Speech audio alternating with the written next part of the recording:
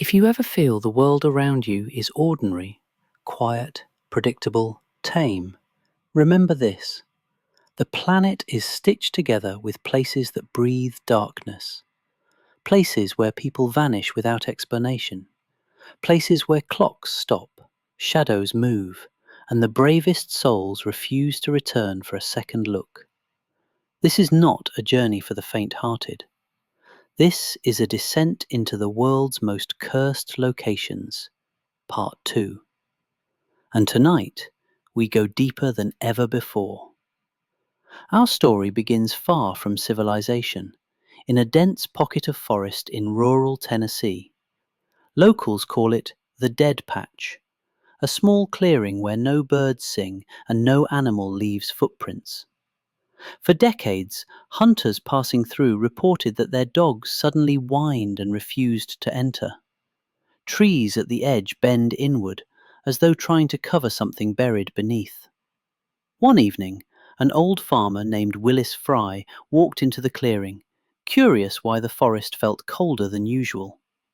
He later said the air felt like ice against the skin, even though it was midsummer. He heard whispers, soft, childlike voices asking him to stay. For a moment, he felt a hand tug on his coat. When he turned, there was no one there.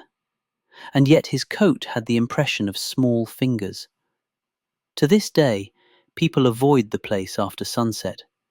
Some swear that at night the voices grow louder. Others claim the clearing is a gateway, an opening for the lost souls of children who never made it home. Moving north into Massachusetts, we reach what many believe is one of America's strangest haunted stretches of land, the Bridgewater Triangle.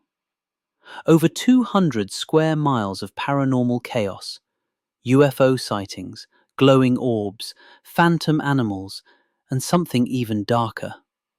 Deep inside the triangle lies an area known as Hockomock Swamp, a place the ancient Wampanoag tribe called the place where spirits dwell.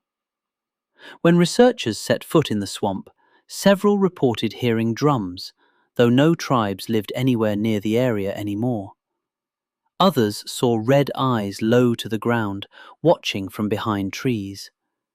There's even a famous case from the 1970s where police officers reported seeing a huge bear-like creature standing on two legs. When they followed it into the swamp, it simply vanished. No tracks, no trail, nothing. As if the swamp swallowed it whole. Some locals believe the land itself is cursed due to centuries of conflict, betrayal, and broken promises. And perhaps the swamp remembers every wound. But curses are not limited to forests and swamps. Some lie in deep oceans, waiting to rise again. In 1988, a team of divers explored an area near the coast of Queensland, Australia. They searched for remnants of a shipwreck rumoured to carry stolen relics. But instead of relics, the divers found something else, an enormous circular stone, carved with symbols that didn't match any known culture.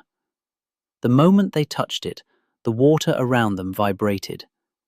One diver's mask cracked under pressure. Another's oxygen tank began leaking despite being brand new. When they resurfaced, they discovered their watches had stopped at the exact same second.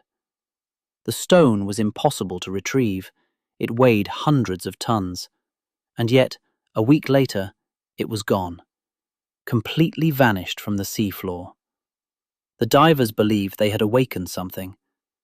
Two members of the team later reported waking up at night to the sound of bubbling water under their beds, as if the ocean had followed them home.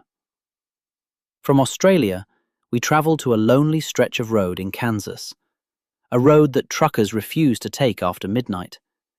It is known simply as the mile that isn't there. On maps, the road is straight, but at night, drivers report that 1 mile seems to loop endlessly. A trucker named Dale Simmons described driving down it for hours, even though it was only supposed to take 60 seconds. Each time he looked at his clock, the minute hand didn't move. He passed the same bent road sign 3 times, the same broken fence, the same dead coyote on the shoulder. Panicking, he pulled to the side, stepped out of his truck, and discovered that the air smelled like burnt wood.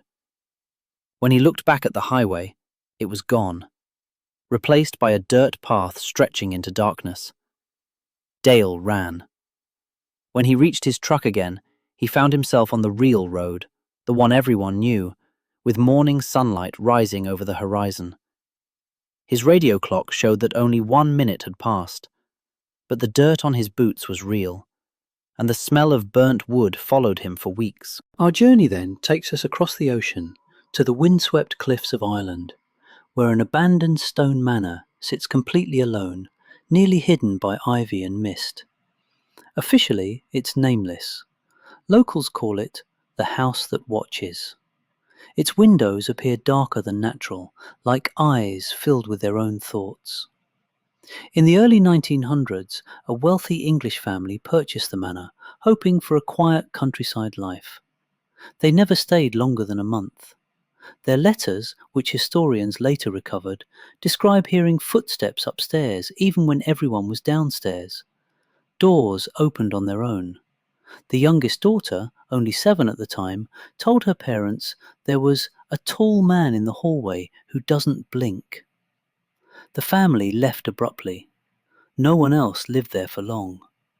Today, nighttime visitors report seeing a figure standing behind the window on the 2nd floor, a tall silhouette, still as stone. And though the house is abandoned, locals claim that if you stand at the gate long enough, you can hear someone tapping on the glass from inside. Across the Atlantic, in the deserts of New Mexico, lies an abandoned research station known as Sierra Echo Facility. Officially, it was a military communications center. Unofficially, workers whispered that it recorded signals from somewhere not human. After the station shut down in the late 1990s, urban explorers who entered found machines still humming with power, even though the building was disconnected from all electricity. Several explorers claimed to hear faint voices coming through the old radio equipment. One recording, recovered by a group of paranormal investigators, captured a whisper that simply said, "We are still here." Sound analysts attempted to identify the language. They found no match, not to human speech, not to animals, not even to synthetic frequencies. The station remains sealed today, guarded by fences with no government logos, only the word "restricted" burned into metal plates.